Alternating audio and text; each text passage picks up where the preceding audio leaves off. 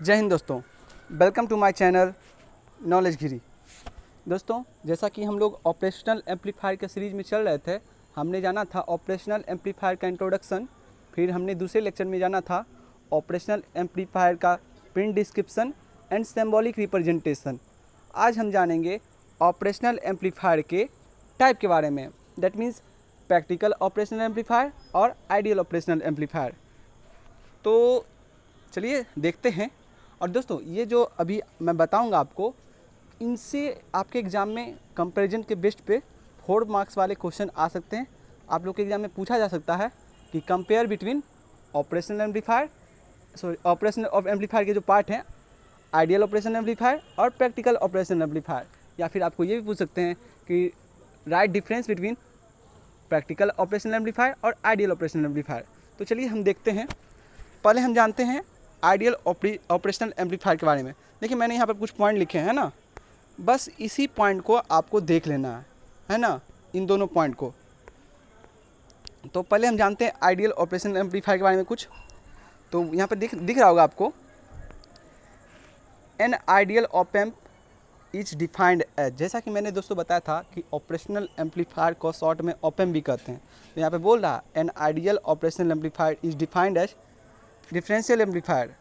ये जो है एक डिफरेंशियल एम्पलीफायर होता है with infinite input open loop gain. Infinite open loop gain, इसका जो ओपन लूप गेन होता है वो इन्फिनाइट होता है। Infinite input resistance, zero output resistance, ये सभी होते हैं इनके करेक्टरिस्टिक्स किसके, आइडियल ऑप एम्प के, मीन्स ऑपरेशनल एम्पलीफायर के। यही सब पॉइंट है। देखिए, मैं इसी को मैंने बहुत अच्छे से पॉइंट बना के लिखा है।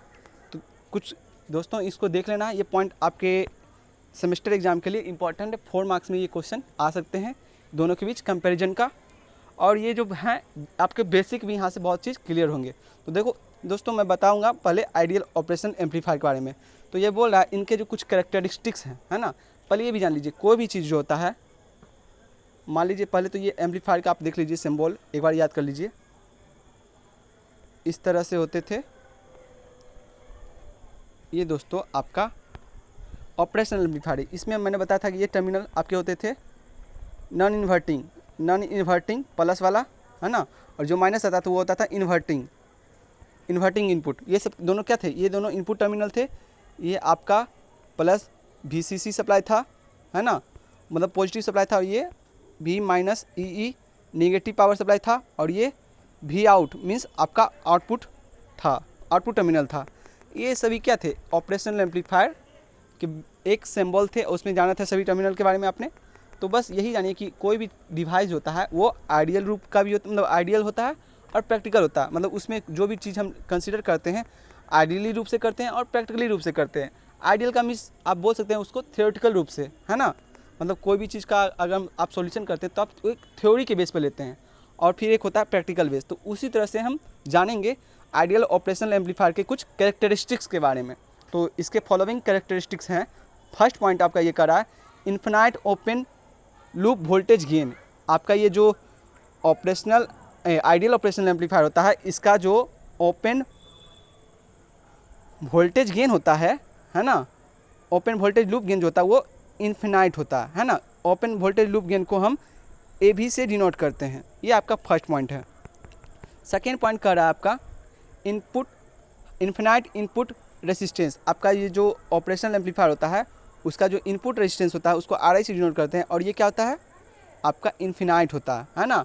और इसका जो आउटपुट रेजिस्टेंस होता है ना, ये आपका आउटपुट रेजिस्टेंस RO से डिनोट करते हैं, ये क्या होता है, जीरो होता है। देखिए दोस्तों, मैं बता रहा हूँ, फिर से सुनिएगा इसको।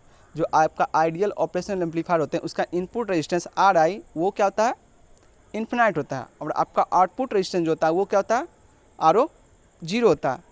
ये किस केस में होता है, आइडियल ऑपरेशनल एम्पलीफायर के केस में। तो आपको ये थर्ड पॉइंट क्लियर हो गया होगा। नेक्स्ट पॉइंट कर रहा है इन्फिनाइट बैंडविड्थ। आपका जो ऑपरेशनल एम्पलीफायर होता है ऑप एम्प, इसका जो बैंडविड्थ होता है ना, ये होता है आपका इन्फिनाइट। दोस्तों बैंडविड्थ क्या होता है, तो बैंडविड्थ होता है दो फ्रीक्वेंसी, मतलब हायर फ्रीक्वेंसी, मान लीजिए दो फ्रीक्वेंसी, एक हायर फ्रीक्वेंसी F2 है और लोअर फ्रीक्वेंसी F1 है। तो हायर फ्रीक्वेंसी का difference between higher frequency and lower frequency is called bandwidth. तो दोनों के बीच का जो डिफरेंस होता है वो होता है बैंडविड्थ। तो ये बोल रहा है कि आपका जो आइडियल ऑपरेशनल एम्पलीफायर होता है, इसका जो इनपुट इम्पीडेंस होता है इसका जो बैंडविड्थ होता है इन्फिनाइट, है ना, इसका इन्फिनिटी होता है इसका बैंडविड्थ। तो ये था आपका आइडियल ऑपरेशनल एम्पलीफायर का बैंडविड्थ। अब देखिए 5वां पॉइंट है infinite common mode rejection ratio. आपका ये जो इसका कॉमन CMRR ये जो होता है ये आपका 0 था आइडियल ऑपरेशनल एम्पलीफायर के केस में। अब देखिए आपके मन में ये आ रहा होगा कि कॉमन मोड रिजेक्शन रेशियो क्या होता है। तो जब मैं आपको डिफरेंशियल एम्पलीफायर बताऊंगा तो वहाँ पर इसका डिटेल स्टडी करना हो सके तो मैं कॉमन मोड रिजेक्शन रेशियो पर एक सेपरेटली वीडियो बनाऊंगा, उसमें बताऊंगा क्या होता है। सिंपली अभी आपको ये जानना है इसके जो पॉइंट है और आइडियल ऑपरेशनल एम्पलीफायर के जो कैरेक्टरिस्टिक्स हैं उसमें इसको याद करना है। अब देखिए आपके एग्जाम में ये भी पूछ सकता है ऑब्जेक्टिव में CMMR का फुल फॉर्म क्या होता है ना, जो यहाँ पे क्या था CMRR है ना, CMRR का फुल फॉर्म क्या होता है आपके ये ऑब्जेक्टिव में क्वेश्चन आ सकता है। तो आप क्या बोलिएगा, कॉमन मोड रिजेक्शन रेशियो, यहाँ पे देखिए लिखा हुआ है ना कॉमन मोड रिजेक्शन रेशियो, और उसी को शॉर्ट में लिखे हैं CMRR। तो आपका जो आइडियल ऑपरेशनल एम्पलीफायर होता है उसका कॉमन मोड रिजेक्शन रेशियो क्या होता है, इन्फिनिटी 0 होता है। साथ ही साथ देखिए ये जो कॉमन मोड रिजेक्शन रेशियो होता है इसका कोई डायमेंशन ही नहीं होता है ना, सॉरी ऐसा यूनिट नहीं होता। तो आप लोग को ये समझ गया होगा, ये समझ गए होंगे ये पॉइंट। अब देखिए 6 पॉइंट का रहा स्लू रेट। तो मैं स्लू रेट और कॉमन मोड रिजेक्शन रेशियो के पर एक सेपरेटली वीडियो बनाऊंगा। ऐसे बनाने की जरूरत नहीं पड़ेगी क्योंकि जब मैं आपको डिफरेंशियल एम्पलीफायर बताऊंगा तो उसमें ये जो पॉइंट 2 हैं वो आ जाएंगे। अभी आपको सिंपली इसका कैरेक्टरिस्टिक जानना है आइडियल ऑपरेशनल एम्पलीफायर के बारे में। तो इसका जो स्लू रेट होता है जिसको SR से डिनोट करते हैं वो होता है इन्फिनाइट। तो ये जो 6 पॉइंट है आइडियल ऑपरेशनल एम्पलीफायर के बारे में, इसको आपको देख लेना है, अच्छे से नोट कर लेना है। आपके एग्जाम में कंपैरिजन के बेस पे पूछे जा सकते हैं, और में भी हो सकता है तो आपके एग्जाम में ऑब्जेक्टिव इस सभी पॉइंट से 1 से 2 ऑब्जेक्टिव भी पूछे जा सकते हैं। फिर देखिए हम आते हैं प्रैक्टिकल एम्पलीफायर पर, प्रैक्टिकल ऑपरेशनल एम्पलीफायर के बारे में। तो इसके भी फॉलोइंग कैरेक्टरिस्टिक्स हैं वो देखते हैं। इसमें देखिए इसमें क्या आइडियल में हम लेते हैं कोई चीज़ इन्फिनाइट है ना, तो वही चीज़ को प्रैक्टिकली जब आप प्रैक्टिकल करिएगा तो उसमें इन्फिनाइट थोड़ी ना ले सकते हैं, वेरी हाई होता है ना। तो देखिए वही फर्स्ट पॉइंट है high voltage, high open loop voltage gain. तो इसका जो AV होता है, AV को हम क्या बोलते हैं, ओपन लूप वोल्टेज गेन। ये क्या होता है, हाई होता है, डेट मीन्स 10⁶ है ना, इतना ज़्यादा होता है। ये क्या है आपका ओपन लूप वोल्टेज गेन है ना। तो ये प्रैक्टिकल के केस में हाई होता है और इसको आइडियली क्या बोलते हैं, इन्फिनाइट बोलते हैं। तो ये चीज़ समझ गए फर्स्ट पॉइंट।